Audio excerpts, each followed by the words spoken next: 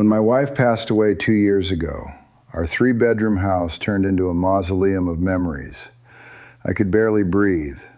I was 66, exhausted, and completely alone with decades of accumulation. Everywhere I looked, there were stacks of papers, clothes she hadn't worn in years, and boxes we meant to sort through but never did. I was buying plastic storage bins, stacking them in the garage, and tricking myself into thinking I was organizing. Let me tell you something right now. Buying storage bins is a scam. You aren't organizing your life. You are just hoarding your junk in expensive plastic boxes. Clutter piles up fast, and when you are overwhelmed, it is easy to freeze and do nothing. Trying to tackle everything at once is the fastest way to give up before you even begin. I realized I didn't need a bigger house. I needed less stuff. I refused to let my final years be dictated by Tupperware and old receipts. I developed 5 brutal, counterintuitive rules to take my life back. Today I am giving them to you.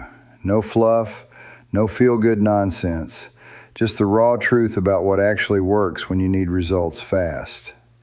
The stranger test. I had 23 photo albums filled with blurry vacation photos, duplicates, and pictures of people I could no longer identify.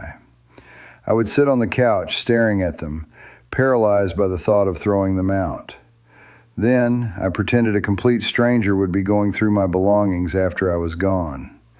I asked myself one simple question. Would a stranger understand why I kept this, or would they think I was a hoarder? The reality is, most of these photos meant nothing to anyone but me. And honestly, many didn't even mean much to me anymore. When you imagine someone else making decisions about your possessions, you suddenly see them with crystal clarity instead of through the fog of guilt, nostalgia, and obligation. You keep things out of guilt because you think throwing them away is an insult to the past. It is not. Keeping an item only because you feel bad throwing it out is a sign it is time to let go. If a stranger would toss those old magazines from 2003 in the recycling without a second thought, you should too. Go to your living room today. Pick one category of sentimental junk you never look at. Apply the stranger test and put the excess in the trash bag. What is the one category of items you hold on to that would make absolutely no sense to a stranger? Tell me in the comments down below. The replacement reality check. The biggest fear that keeps seniors surrounded by clutter for decades is the thought, what if I need this someday and can't replace it? I used to have a collection of 12 screwdrivers scattered throughout various junk drawers. I also had my wife's bread maker that she had used exactly twice in 10 years. I kept all of it, telling myself I was being practical. Here is the financial reality slap. The math doesn't make sense. For every single item I hesitated to discard, I forced myself to answer 3 questions honestly. First, if I needed this exact item tomorrow, could I realistically get another one? Second, what would it actually cost me to replace this item in today's market? Third, in the last 5 years, how many times have I actually needed this specific item for anything important? If I suddenly developed a passion for homemade bread, I could buy a better model for $20 at any thrift store. My screwdrivers would cost under $15 to replace. Most of what you are keeping just in case will never actually be needed, and the few things you might need someday are easily and cheaply replaceable in our modern world. You are paying the hidden costs of storage space, mental stress, cleaning time, and living in chaos for the theoretical savings of not having to buy a cheap replacement item. Go to your kitchen right now. Find one appliance you haven't plugged in for 2 years and put it in your car to donate today. What item are you holding on to that you could replace for under $20? Share it in the comments. Let's do some reality checking together. The 10-minute energy limit. As seniors, we often feel too weak to clean much. I used to stare at my bedroom dresser and tell myself I'll do it tomorrow. But tomorrow never came. Just thinking about sorting through piles of stuff can be so overwhelming that it's easier to do nothing. You need to understand a biological fact. Seniors have about 10 minutes of emotional decision-making energy before mental fatigue sets in and everything becomes overwhelming. After that threshold, you start keeping everything because deciding becomes too mentally exhausting to handle. Decluttering doesn't have to take all day.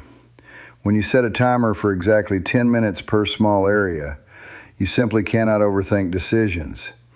You force yourself to trust your gut instincts. The time pressure becomes your friend instead of your enemy. Do not run a marathon. Just do a short, focused sprint that you can absolutely handle. Grab your phone right now. Set a timer for 10 minutes and pick one single kitchen drawer. The moment the timer beeps, stop. Even if you aren't completely finished with that space, you walk away. What is the first spot you will tackle in your 10-minute declutter sprint? Let me know in the comments. The no-brainer toss. I had a terrible habit. I would pick up an old receipt, a broken pen, or a takeout menu from a restaurant that closed years ago, only to set it back down, thinking maybe I'll deal with this later. I held on to things, not because I needed them, but because throwing them away felt like a decision I didn't want to make. Listen to me. Some things don't need a decision, they just need to go. If you instantly know something is trash, toss it now. No second guessing, no what ifs. If your gut reaction says it's junk, it's junk. If something takes less than a minute, it is best to do it right away. The moment you start tossing obvious junk, you feel lighter and less overwhelmed. It is like a weight lifting off your shoulders. Stop shuffling piles from one room to another. Right now, take 30 seconds and look around. Spot something that is obvious trash and toss it. It could be expired food in the fridge, a stretched out rubber band, or a broken phone charger. What is the weirdest piece of clutter you found in your home? Share in the comments below. The future self test. I had a garage full of rusted garden tools for a garden I no longer maintain due to my arthritis. I had camping gear for trips I no longer took.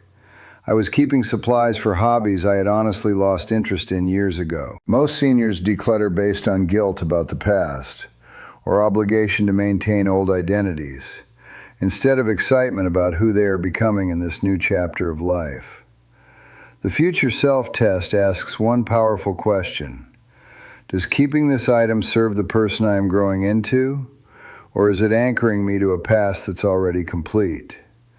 Keeping outdated items isn't honoring your accomplished past. It is actually preventing you from embracing new interests and growth opportunities.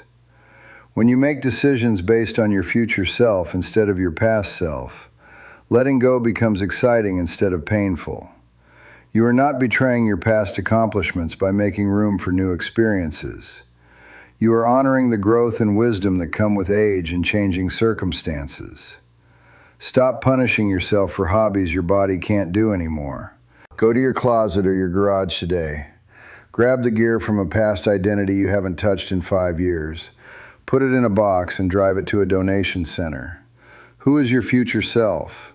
And what does that emerging person need to thrive in the time you have left? Share your vision in the comments.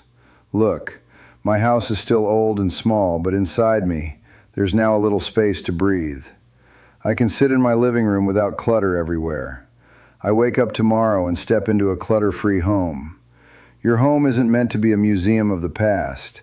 It should be a place where you feel calm, happy, and free. Stop buying bins to hide your fear.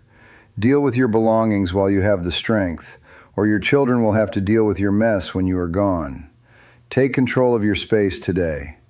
If you want to stop being a hostage to your own stuff, subscribe to the channel.